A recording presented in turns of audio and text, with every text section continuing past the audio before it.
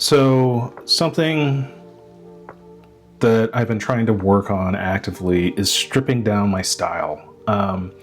I basically learned to draw. I was obsessed with. I came of age in the '90s. Let's put it that way. So Image Comics, Jim Lee, Tom McFarlane, Rob Liefeld.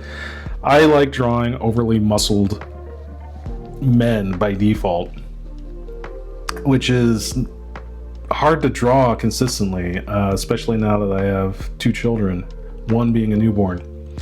So for my next graphic novel, I thought about what I wanted to do, and I wanted to make a cosmic horror, Jack Kirby inspired graphic novel, reflecting on grief, but also making it funny at the same time. And also, something I've been doing in my studies is looking at a lot of newspaper cartoonists from the 20s and 30s, and seeing how simple they made everything and how they did nice shapes. Everything had a very nice silhouette to it. So I had a couple of ideas. I initially tried to design this character, this monster for this book, back in August of 2025, and so it's really, I feel like, over-rendered, kind of in my 90s default style inadvertently. I like the designs. It looks very Jack Kirby, and the thought is there, but it's not what I was looking for. It's not really what I wanted, and it feels too much like something I would have drawn in 1999, quite frankly. And so I did there was a couple of cartoonists that I wanted to really focus on. So like I said, Roy Crane, who did Captain Easy, and Buzz Sawyer, and many newspaper strips. And then I also wanted to try Bruce Timm, specifically Bruce Timm's Bane. I've always liked. It's a big hulking guy who, nice big shapes.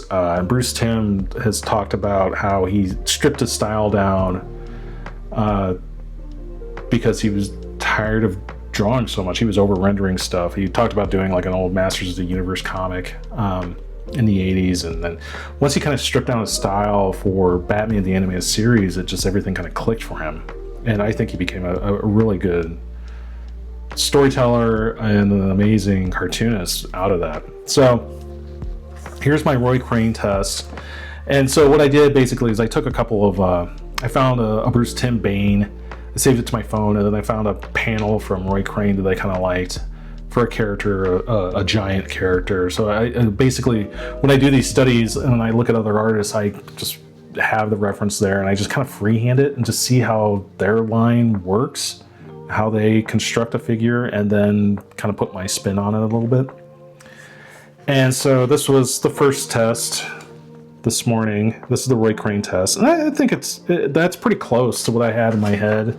I think that's simple enough. I think the crop circles, so the designs, I kind of strayed away from Jack Kirby because I thought it would be too complicated, and it kind of went and got inspiration from crop circles, because tying back into the cosmic aspect, I thought that would work. And then here's the Bruce Timm Bane study, and it's just too much, honestly, for me. This feels like I would not enjoy drawing it. It was fun to draw like this, but it's too rendered. Like there's too much happening. And so I think I hit the sweet spot here between my style and what I've learned from Roy Crane. Not that I don't learn anything from Bruce Timm, he's awesome, but like, I think this is it, and I think this is the final design. I really like this.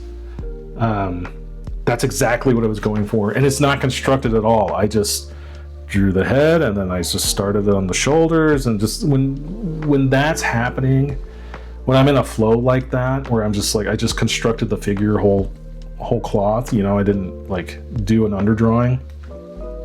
That to me says like, okay, this is it. This is the winner. So fun, exciting. I've been really stressing about this, but I think this is the final design. There's some other leaps between the first design and this one. Like immediately, some of the notes I took, like he should have a lot of eyes. So, along with the simplifying the designs on his body, I wanted to do like a bunch of eyes on his head and no mouth. That was important too. Another inspiration from old comics was Steve Ditko's Doctor Strange, specifically the mindless ones, also tying back into you're back in Dormammu's domain, which is cosmic horror. So this has been fun to kind of explore and figure out, and yeah, I think this is it. So I'm reacting to this in real time. It's fun when something like this kind of clicks, and so this has been weighing heavily on my mind. Now that I have a good visual, I think I'm ready to really start writing it, which is good because I only got 2 weeks left on See You in Hell, and I want to start this right away. So, yeah, exciting.